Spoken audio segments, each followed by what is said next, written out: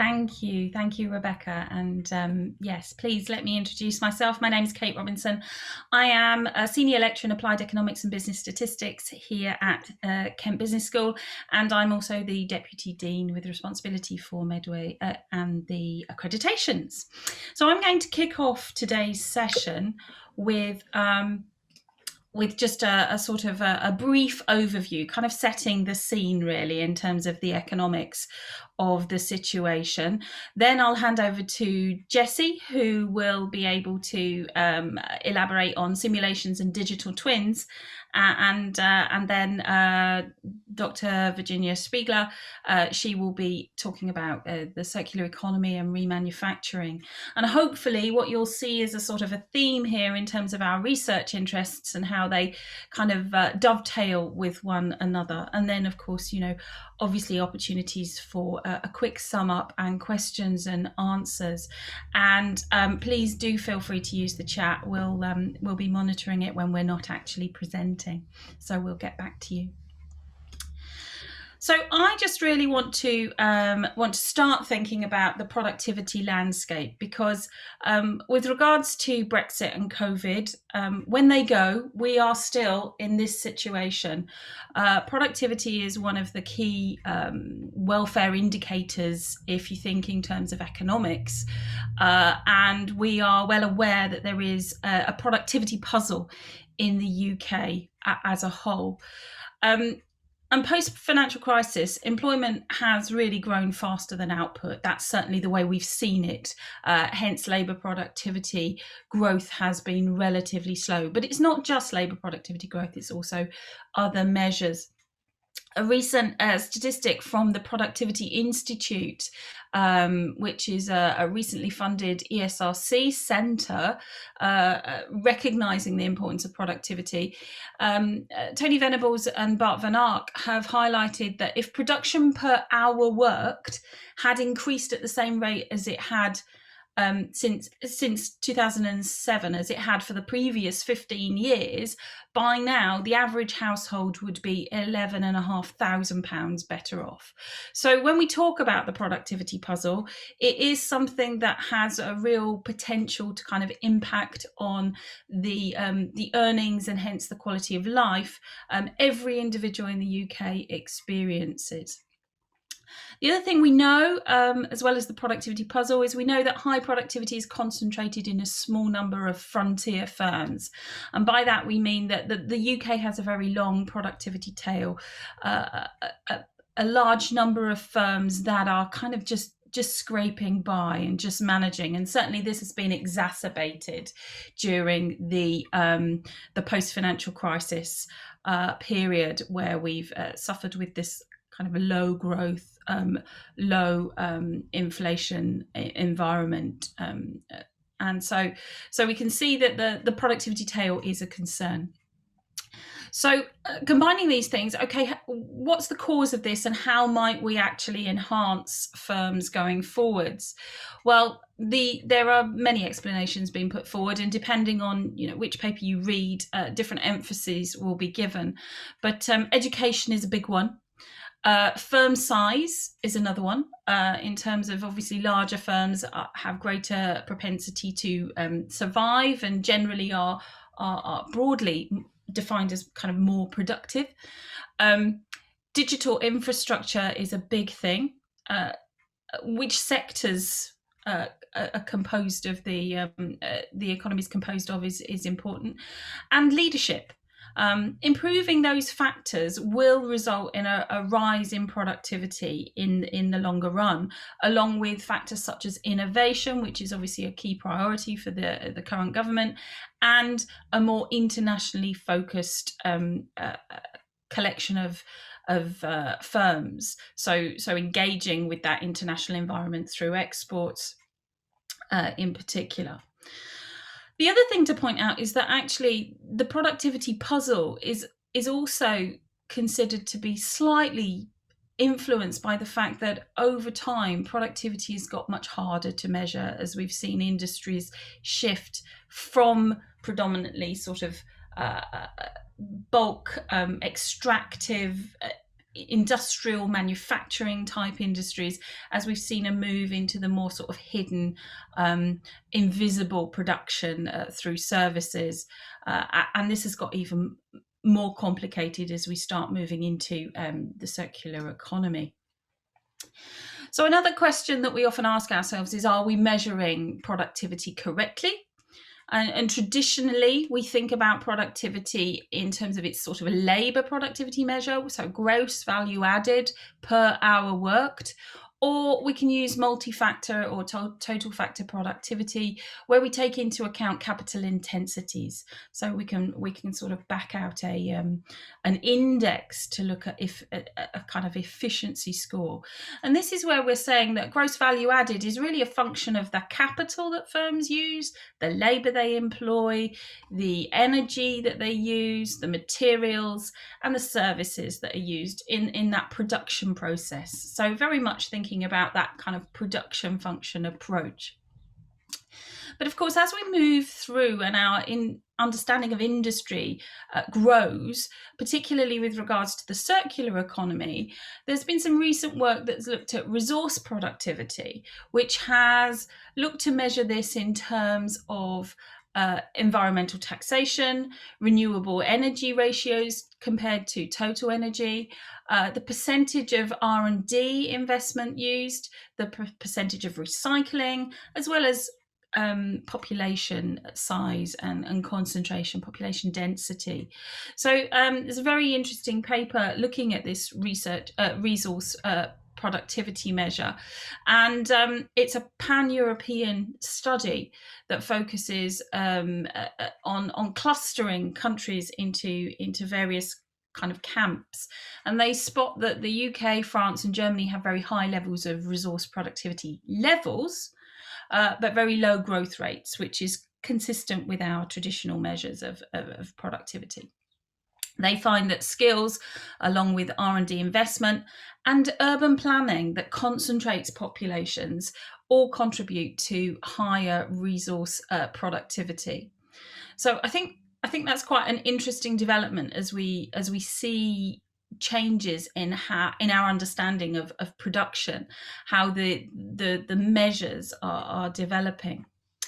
And I think we also need to have a better kind of intelligence and understanding around what we do.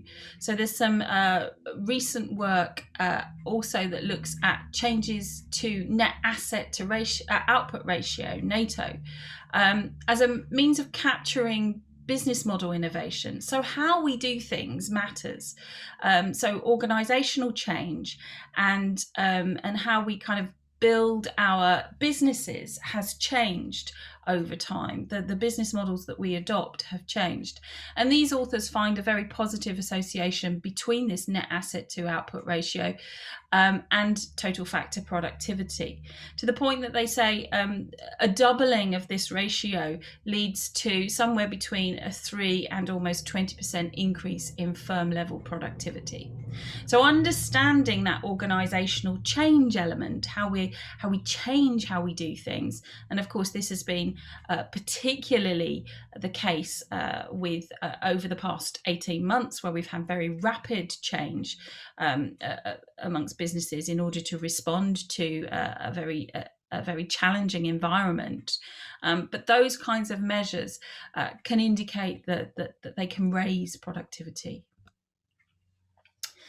Okay, so that's kind of the broad high-level picture in terms of the landscape that we're operating in. And as I say, I've kind of ignored the big elephants in the room, because I think regardless of whether they are there, COVID and Brexit, we're still facing these challenges. And now I want to dig a little deeper into Kent and the Kent economy, and really just present a few sort of headlines with regards to Kent, and then delve into a little bit about some research that I've been doing quite recently.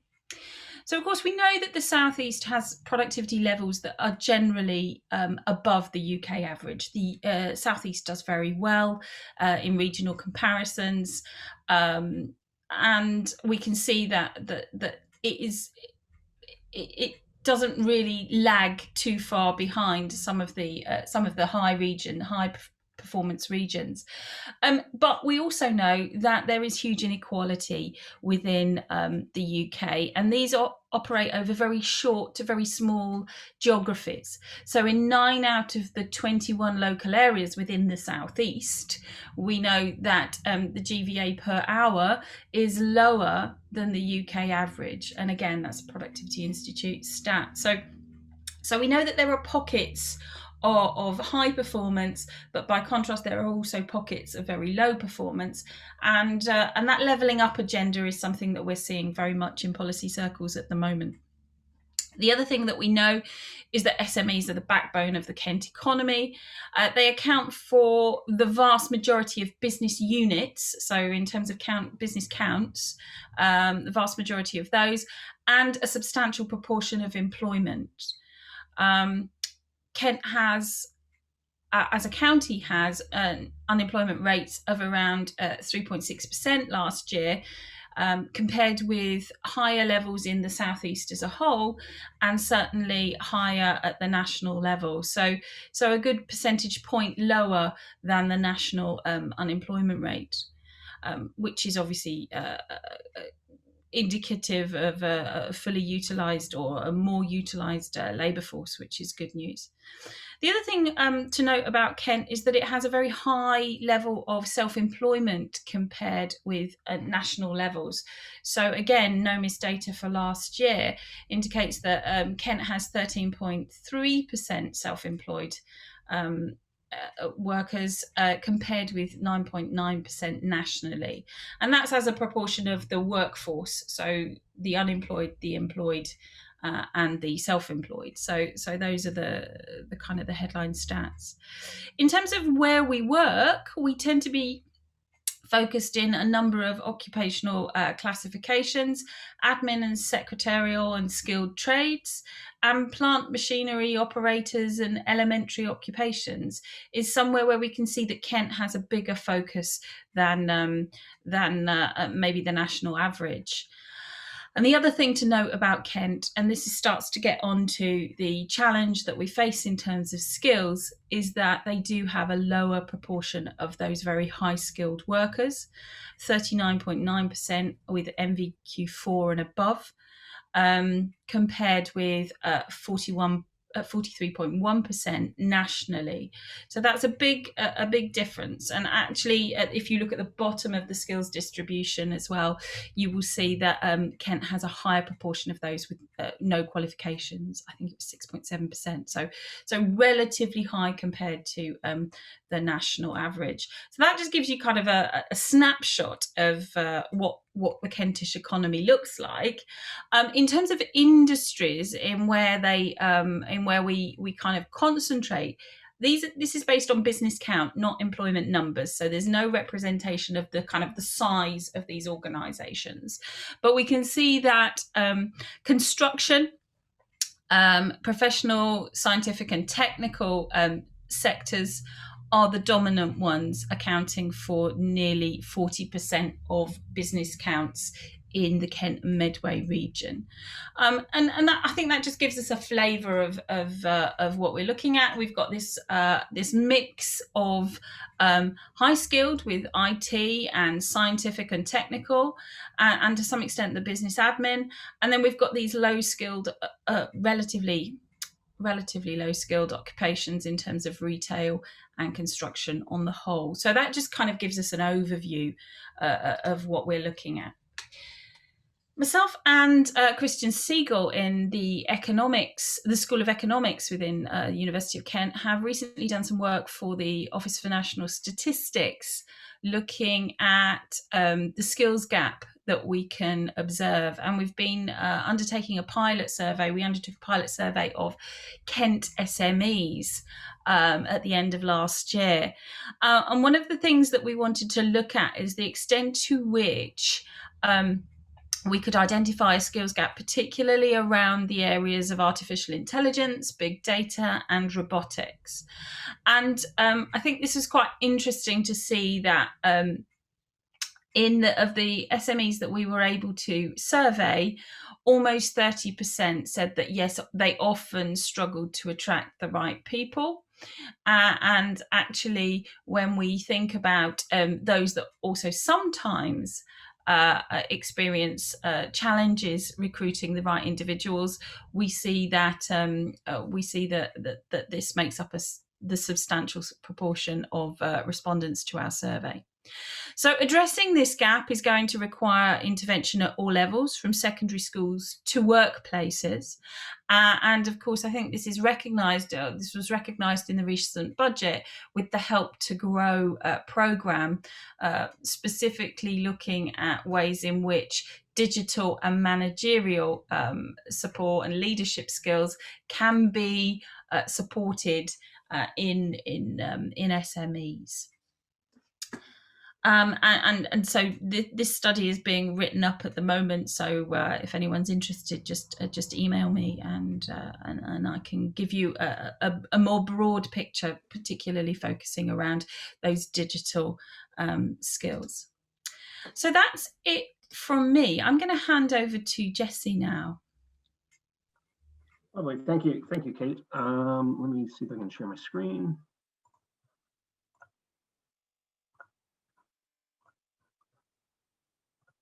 Sorry, I was a little bit less polished than Kate because I think she had it straight up. Yeah, thank you. So I'm Professor Jessie O'Hanley. I'm one of the professors here at the Business School, current head of the Department of Analytics, Operations, and Systems. And so I'll be I've been given about 15 minutes. I'm going to talk about simulation and digital twins. And I think this kind of a little bit focuses on that Industry 4.0 area. So this is kind of talking about high-end modeling, analytics, and ways for improving the efficiency of businesses. So that's a real main point. So one of the things this is really the main thing I'm going to be talking about is simulation. So simulation, typically called digital twins, they're, I would say, really an extremely useful, practical analytics method, and it's used really throughout industry. And what I mean throughout, it's what the stuff I'm going to show you, you could really think about how can I use this in my business. But it's really used in healthcare and A&E all the time. It's used in manufacturing for assembly lines. Call centers use it a lot for predicting queue times, resourcing. Finance and banking use it a lot, say in options pricing, marketing and production. They use it for trying to predict revenues, trying to figure out how much capacity they need to put in. Traffic control is used a lot in that. And so the ones I'm going to be focusing on are more of logistics and transportation, but these methods are very, very widely used. So what is simulation? Well, really simulation or digital twins, it's really about mimicking some sort of complex physical or human system using logic, maths, and computers, and that's the key thing. So why would we want to do this? Well, typically we've got some sort of system and we've got some very difficult questions to ask of it, and it's really too complex to use some other technique like a simple Excel or even maybe more advanced type techniques. And a real key thing with digital twins is this element of time and typically uncertainty. So if those are key parts of your system or process, digital twins is probably something you'd want to be thinking about. And really what they're for is taking this virtual representation of a real world system, and you can then do some what if analysis. You can run some experiments. So you can run the model over and over again, add in some uncertainty and see how does the system behave. We can do that for the current system. We could do it for, what if we change this in the system? What if we change that? And then we can start running this over and over, compare all of my different options, A, B, C, D, E, F, G, and figure out which one is the best for my particular business. And so kind of right there, I already kind of said it, why. It's really to predict long-term behavior and really trying to evaluate the effects of changes to any existing or proposed system. And so these are really kind of the three main uses, I would say, of simulation or digital twins. The three main ones, really learning communication tool. And that actually is really, I would say, the most important use of this tool. The very process of building a simulation model forces you to think about what are the different components in my system? How do they interact? Who does what? What do I want to achieve? And just going through these set of steps, actually almost, you don't even have to hit play at the end of the day. You already kind of know you get a much better idea of how the system works, and you'll get a much better sense of how I can better operate my system. But going beyond that, we really can use it for prediction. So what's going to happen out in the future. And the really nice one, what I'm going to show in the next set of slides, is how can we use it actually as a decision support tool. So how can we actually use it to make useful, effective interventions in a system to make it more efficient. So the two I'm going to focus on here are Port of Dover and Eurostar.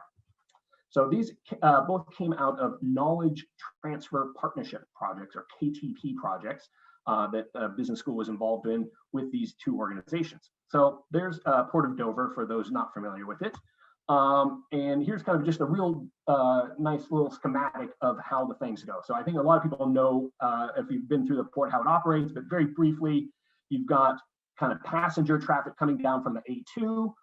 The main cargo business for the Port of Dover comes in on the A20.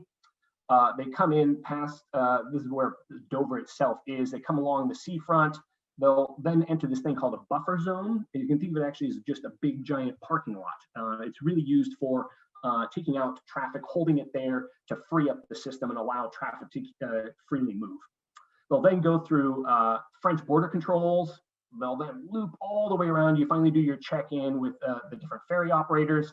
You then get into another parking lot. You basically sit in this thing called the assembly area, waiting for your ferry to come pick you up. And then the ferry finally comes over and gets you and takes you over to France.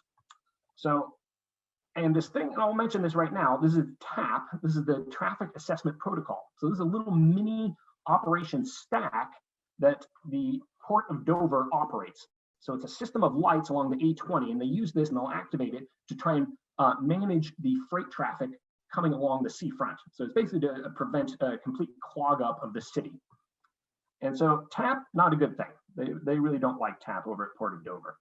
So what we did is we took that actual real world system and modeled it as a simulation system. So this, in this particular model, is maybe a little hard to see, but I've got actually these things over here. These are the different types of vehicles I have coming into my system. So I have cars, lorries, and coaches.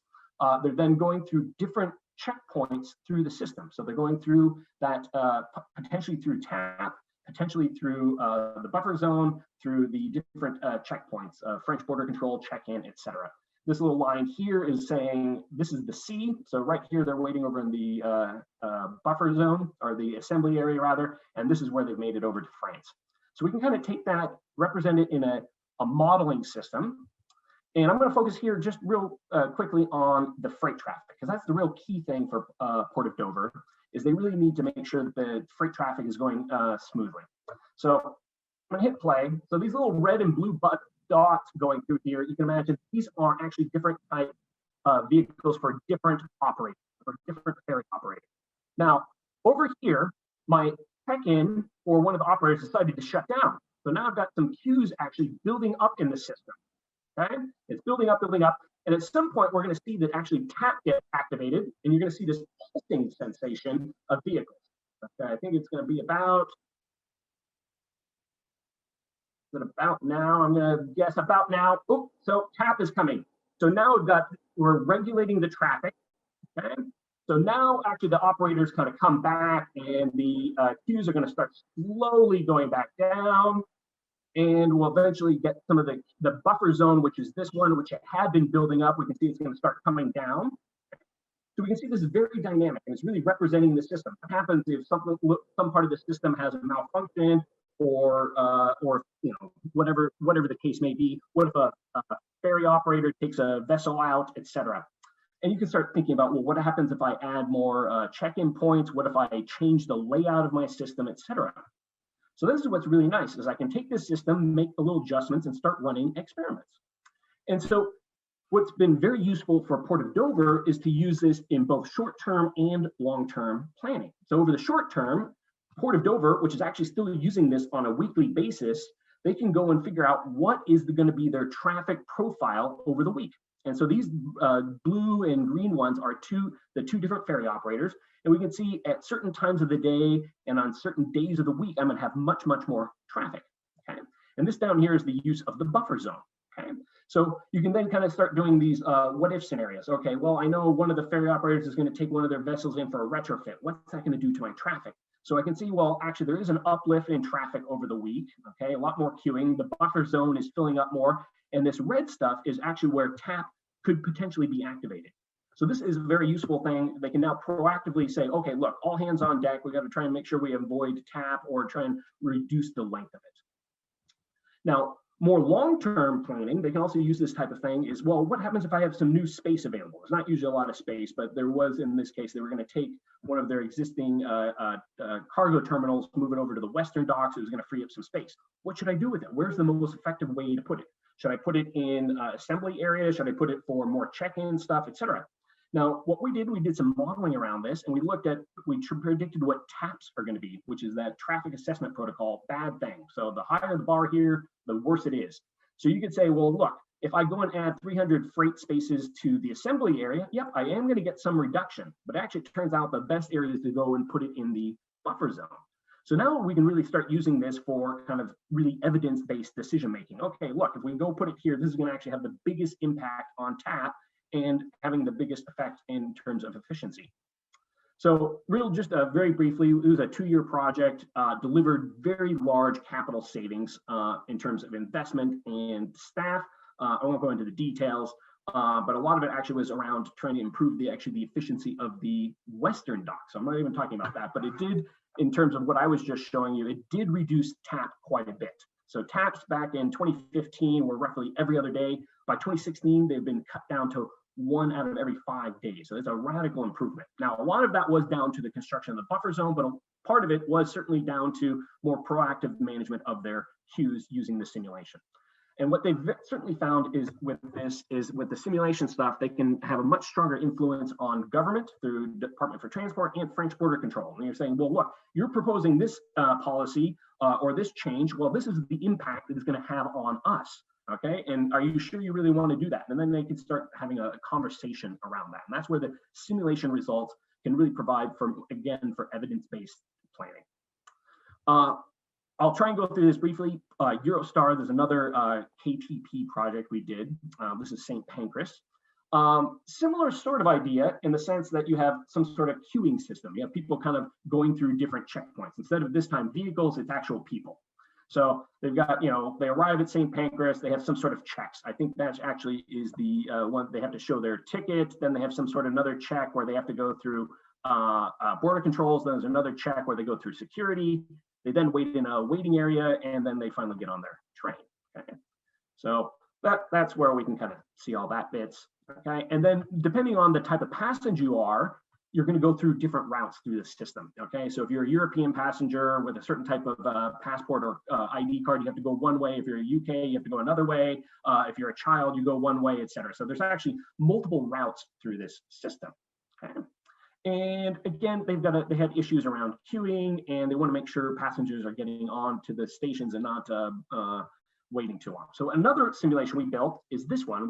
This is actually St. Pancras. So this is a little bit more kind of 3D animation type stuff, but you can actually see how people are kind of going through the queues. They go through the check-in, then the passport control, and then there's some security checks, etc.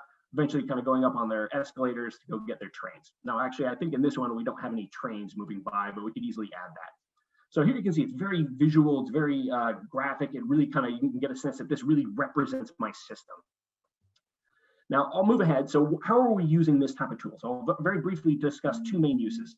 So Eurostar wanted to introduce this thing called the dynamic arrival tool called GAT.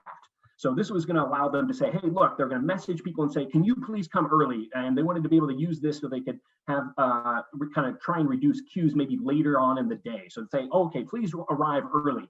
And so this is kind of the idea is usually people are kind of roughly arriving according to some sort of kind of histogram or distribution. So if we say like this is maybe the normal one, we say, okay, please arrive early by a certain amount of minutes, 15 minutes early, we think that the people arriving will look like that. And if we say come 30 minutes early, we think it'll look like that. Okay, so we think we can kind of control when are people going to arrive. Now, that's how people are thinking about it on an individual case-by-case basis for a given service or a given train departure. Now, what the problem is, though, they've got multiple train departures over the day. So if you say come early for this one, well, you start maybe getting an overlap with the previous one, and so on and so forth. So you actually kind of get this kind of knock-on effects. So what ends up happening is actually this, if you can see, the blue one is the default and the pink one is saying, okay, please arrive early. Well, we're actually getting higher peaks. And you're thinking, okay, well, that's not so bad. But a lot of this is actually cumulative. And that's the key thing, because the queues start adding on, adding on. So we can see actually what we would see is actually here would be the peak queuing if we didn't have DAT. And if we just applied DAT willy-nilly, you're going to actually get much higher overall peaks in it. Okay. Now, the key thing to actually controlling this is not just allowing DAT to be activated. It's actually saying, okay, activate DAT, have people come early, but also allow certain people to then enter the system earlier, which they weren't initially thinking about. So we actually showed this very convincingly, saying, okay, if you're going to have DAT, you also have to manage how people are getting into the queues.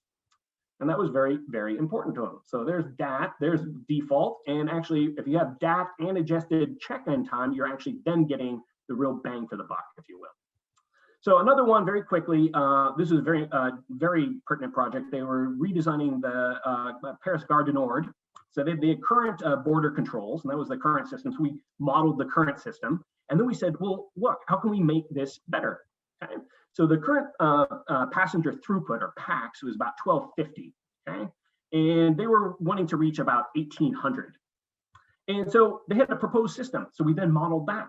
And it looked like, oh, great, we could actually increase, if we did manned path stations and redid some reorganization around, we could get them up by 30%. So it was looking pretty good. And then obviously somebody has this great idea, oh, let's have a Brexit only lane, okay? So we'll have the UK passengers go through this special channel to get through the system. So we could then go model that one. And actually, it turns out it was actually not a bad idea. It could increase throughput by about 6%, so roughly 90 packs, a further 6% on top of that 30%. So you're thinking, oh, we're doing pretty well.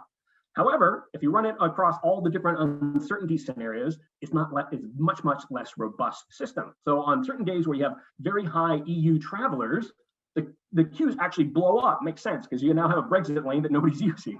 So you can actually get really terrible queues by doing this sort of thing. And that's what this modeling really shows you, is kind of like, well, you know, what are the unintended consequences of these potential plans? So the final one we actually came up with really evolved out of a discussion with, they would propose an idea, we'd model it, and then they tweak it, we'd model it again, tweak it, and involve also third-party stakeholders as well. So very important, ended up coming up with a new design based on this digital twins concept. And kind of a few kind of real summary things. This simulation, what the Eurostar certainly found is it was very good for spotting good, bad ideas. A lot of the stuff was down to passenger profile and managing passengers with different types of passports, or their business versus leisure. And that became very, very clear to them. So they could put in some steps to try and control that. And then that was down to the filtering of passengers, and certainly down with the back to the DAT, adjusting arrival times alone isn't going to get you where you need to. You're going to have to manage check-ins as well. So a lot of lessons learned by doing this sort of digital twins. Okay, and that'll kind of wrap me up. And I will be happy to pass it over to Virginia. Thank you, Virginia. Thank you, Jesse. Let me just share my screen now. Oops.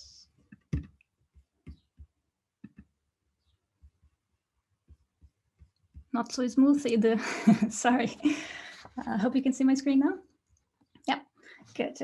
So thank you very much. I'm Virginia. I'm a senior lecturer in operations and supply chain management, and I'm going to talk a little bit about circular economy and remanufacturing and some of the research we are doing here in Kent.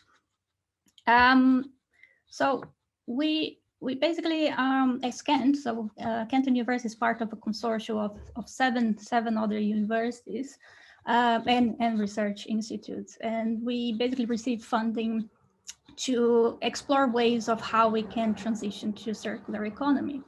So companies are suffering pressures from both government and also consumers. So there's a changing expectation, for instance, in terms of the product durability, reusability, upgradability, and repairability. There is also concern regarding the use of hazardous chemicals in products.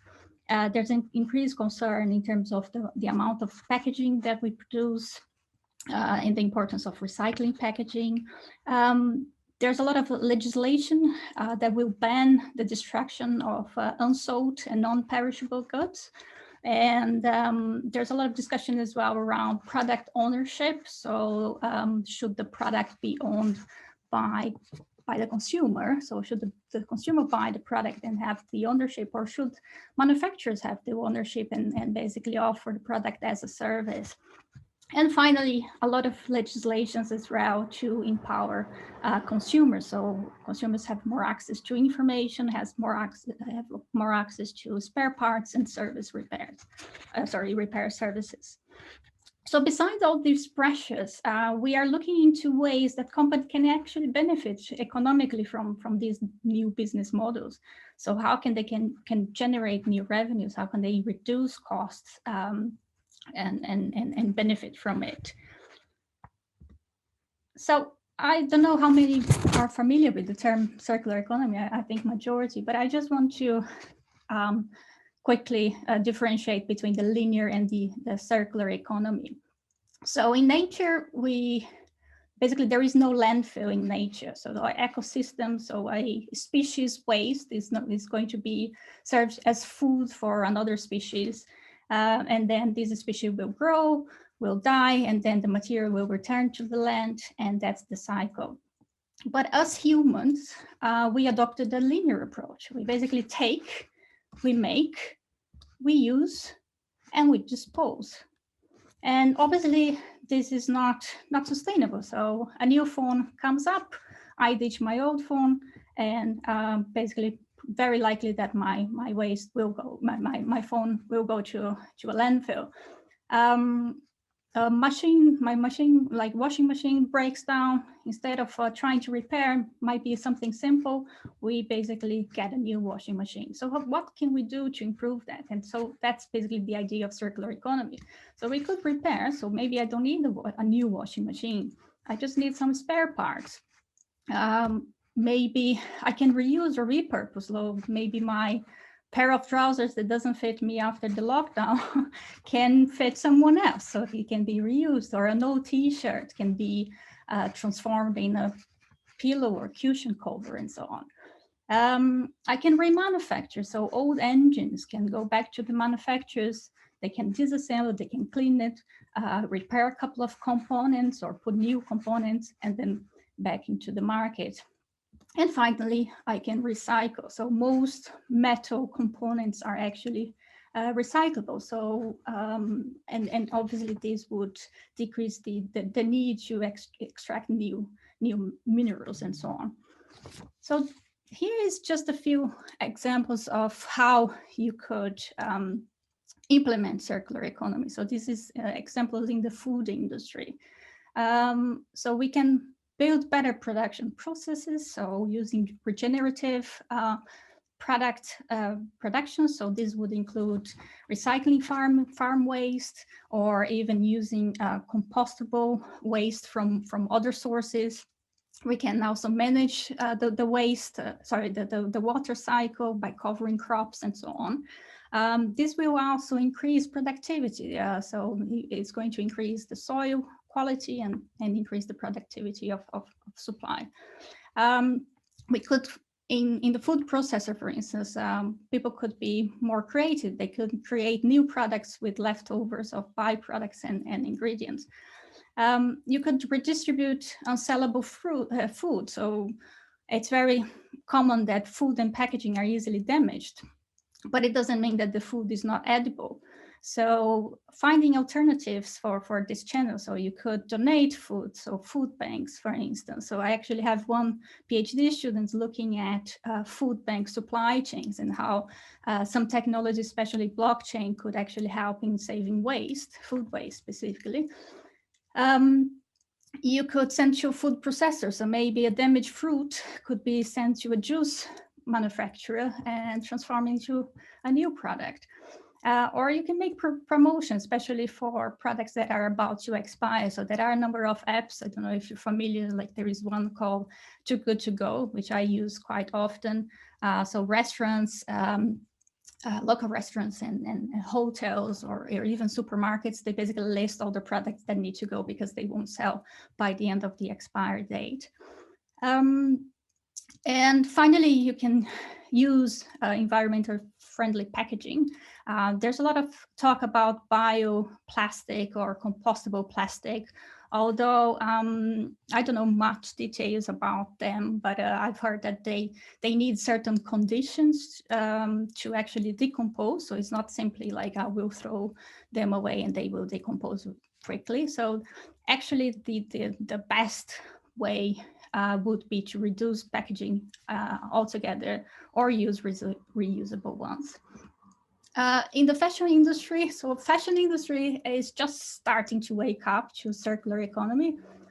They are really, really lagging behind. There's a lot of focus now on durability. I don't know if you've seen, I think Levi's is doing a campaign on how their products are durable, and for this reason they are wear much more, and that's like in many more cycles, and that's why they are more sustainable. There's a focus on the ability to repair and reuse those items. Also, excess of inventories is a huge problem in this industry, and many of them are actually destroyed because they can't sell these items because they are no longer trended, and that I believe this should actually be banned, and there are many legislations already regarding to this. You can make it to be made again, so products can be designed to be disassembled and remade. A lot of organizations are already looking into this, and you can encourage returns to shops. So a number of companies, like a number of shops like Zara or H&M are actually encouraging their customers to return their products. You can make it from recycled and renewable inputs. So I think, for instance, H&M has a range of products now that are made 50% of recycled polyester. However, polyester can be further recycled, but there is still a time limit to how many times you can recycle polyester, and that's not a very good material for the environment. So after the final cycle, it has to be destroyed.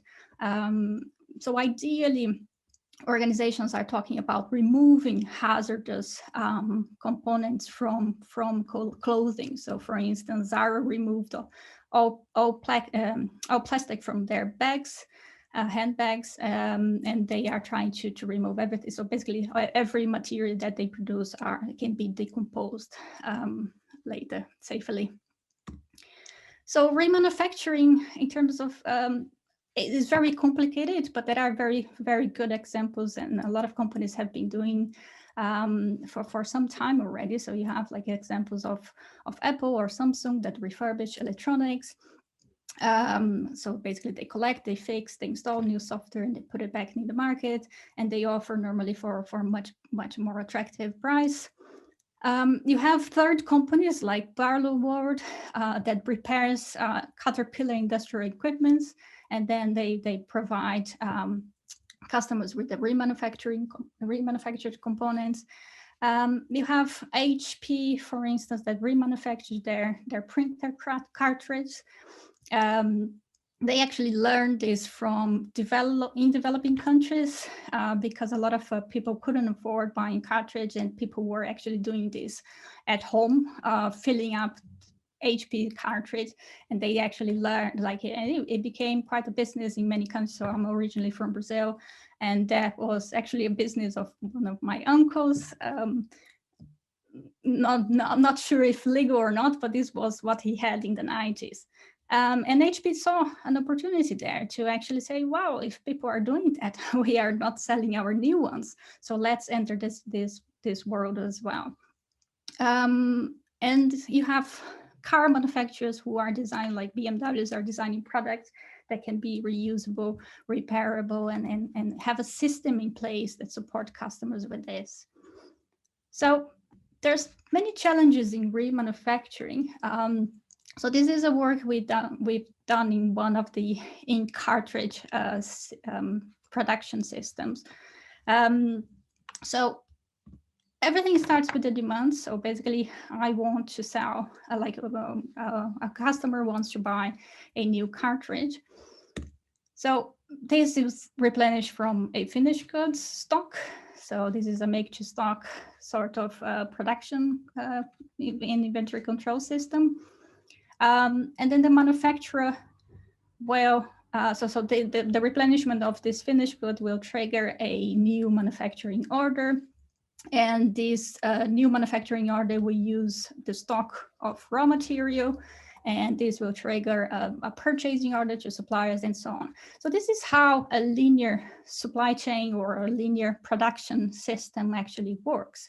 So it was quite simple, but by adding the closed loop element or the circular economy element, it made it a little bit more complicated. So actually now your customer is your supplier as well. So it's a supplier you have no contract with. You can't really monitor or control their performance, and you have to deal with them. So what your customer buys a cartridge, they might take, I don't know, 1 month to clear the cartridge, or they might take longer. Your customer may be coming from like maybe a business, or your customer might just be a household. So you have all these uncertainties related to the consumption lead time. And then obviously you have the product return rate. So you cannot assume that every product will be returned.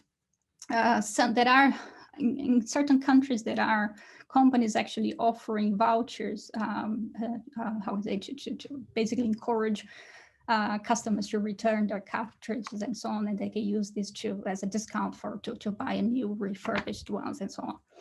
So product return rate is also a question mark, and there's a lot of uncertainty around it.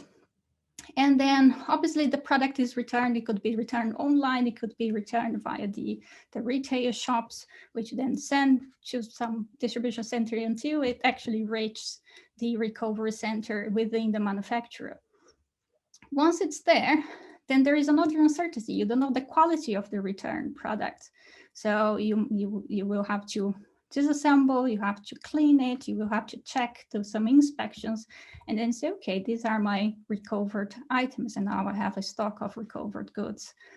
But there will be some which will be beyond repair, and you have to dispose it.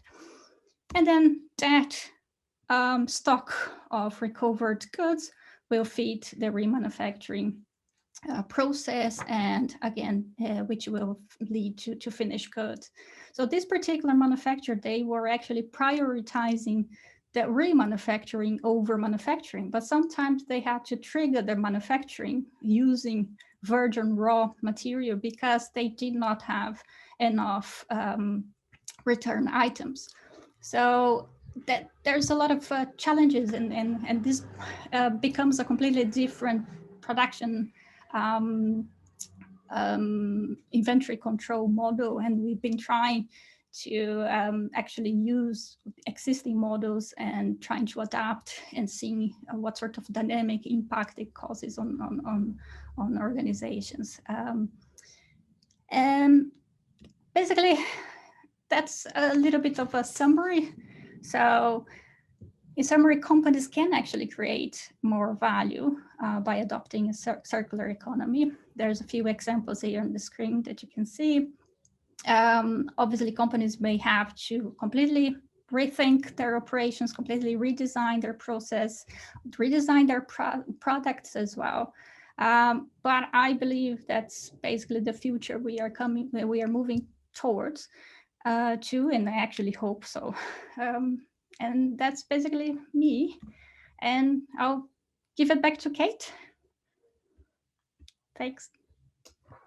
Thank you, Virginia. Thank you, Jessie, as well, for some really excellent examples of how we've managed to use our expertise to contribute to very complicated production situations. Because I think really that's what we wanted to demonstrate, is that actually we cover the whole sort of range from the relatively high level academic stuff that you would be expecting to see from us, right the way down to the nitty gritty in terms of looking at the flows and managing organizational change through that kind of simulation approach to demonstrate what would happen if.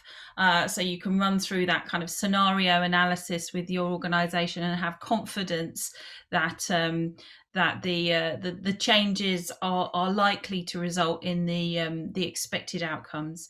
And of course, all of this is designed to improve the efficiency of businesses, and by virtue of that, really bring productivity benefits to bear through making sure that we waste less, which is obviously consistent with our desire to push forward on sustainable innovation, but also to really contribute to improving businesses in the local environment.